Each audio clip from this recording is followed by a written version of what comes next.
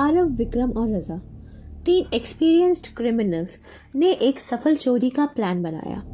उनका टारगेट था शहर का सबसे सिक्योर बैंक, जिसमें एक हाईली एडवांस्ड वॉल्ट था।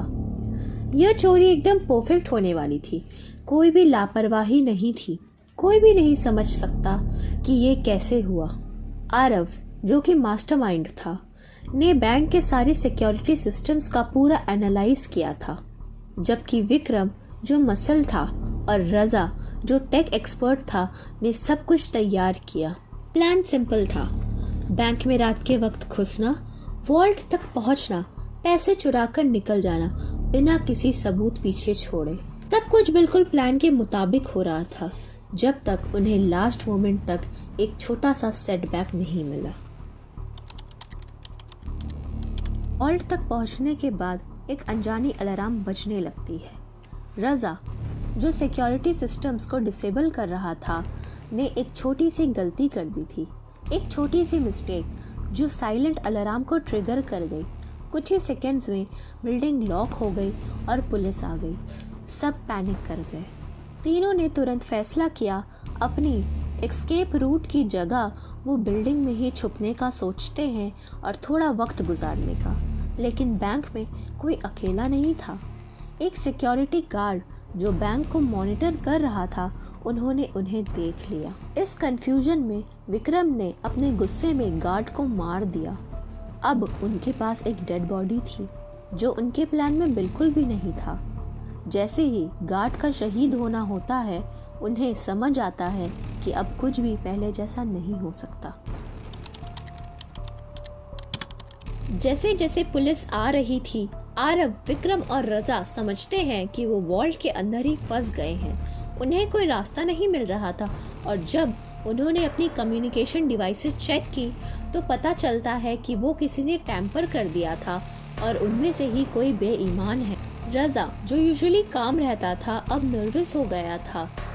उसने आरव को ब्लेम किया और कहा कि वो उनका सेटअप कर रहा था।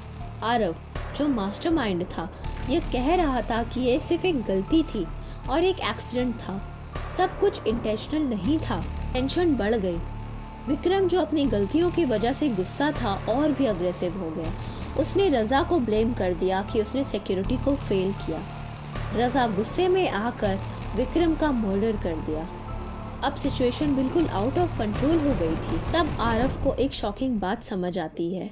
पुलिस सिर्फ उन तीनों को नहीं, बल्कि किसी और को भी ढूंढ रही थी, और ये किसी ने उनको बेईमानी से सेट किया था।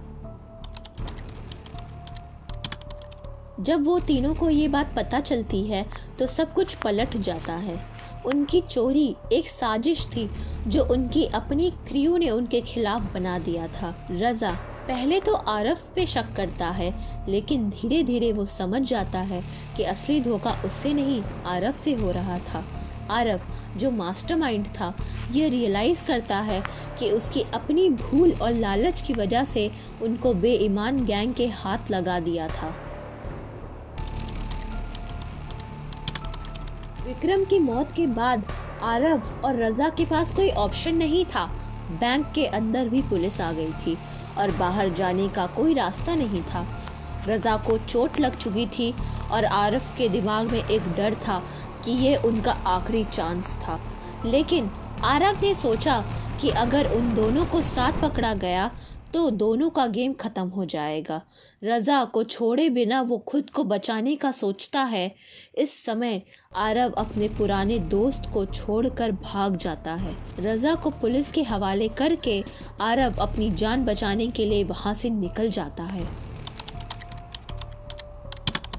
कुछ महीने बाद यह चोरी शहर के सबसे मशहूर अनसॉल्व्ड क्राइम्स में से एक बन गया।